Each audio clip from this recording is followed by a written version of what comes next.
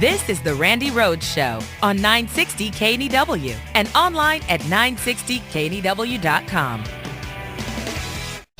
Here's today's talking point from your official guide to being a good Republican. Talking point number 911. We have to get our message out, and I mean completely out of this campaign. We're going to face a lot of questions in this campaign for president, folks, and our goal is to avoid all of them. But how is important. Here's Ann Romney with the most basic approach. You know, I'm not going to talk about the specific issues. She's flat out telling them that she's not going to tell them anything. Very straightforward. And that's the problem. You see, by telling them that, well, she's telling them something. We have to say nothing while talking the entire time. Here's Mitt with a more nuanced version. I say we're going to replace Obamacare, and I'm replacing it with my own plan. You see, it sounds like an answer. Just refer them to your plan. Other handy terms to keep in mind are thingy, doodad, stuff. If that doesn't work, try giving them an answer that's so at odds with reality that it's frankly meaningless. For instance, here's Mitt explaining his plans to have high-income people pay less tax. We're not going to have high-income people pay less of the tax burden than they pay today. Brilliant. Sheer brilliant. At this point, the tactic of avoiding giving any answers has morphed into the tactic of giving false answers, an approach we call lying. Which brings us to our final point. If you simply can't just say nothing, well, say something untrue, just like Mom told you, if your mom was anything like mine. And that's talking point number 911 from your official guide to being a good Republican. Shh.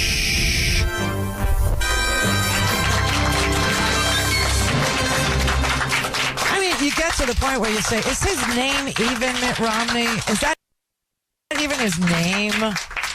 It is an amazing thing. No, his name isn't Mitt. It's Willard. You know what I mean? It's just okay, fine.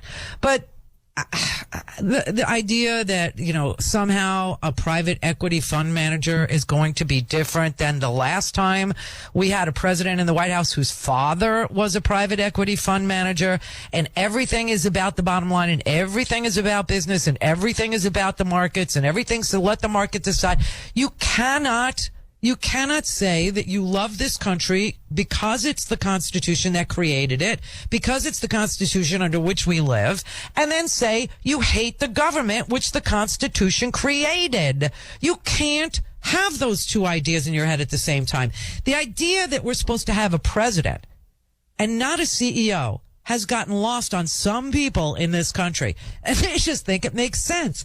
It doesn't make sense. The goal of a CEO is to create profit for the shareholders, or profit for himself if it's a privately owned business, or profit for his investors if it's a privately owned business. That's what private equity is. Privately owned business whose entire task it is to make profit for its investors. And do you think that they draw the line at war? Do you think they draw the line at national security issues? Do you think they draw the line at defense contracts? Hell no, they don't. The same cronyism, the same, you know, who you know and who you can get attracted to your private equity business. You know, hey, wouldn't it be great if we didn't have to hire like a former CIA director to, you know, get inside information on government defense contracts? Wouldn't it be great if we just could cut out the middleman and go right to the president? President is a private equity guy? Well, that would be one step less. That's all this is one step less. And if you think that there's not massive amounts of dollars to be made in war, then, you know, you just woke up. Or you were born last night.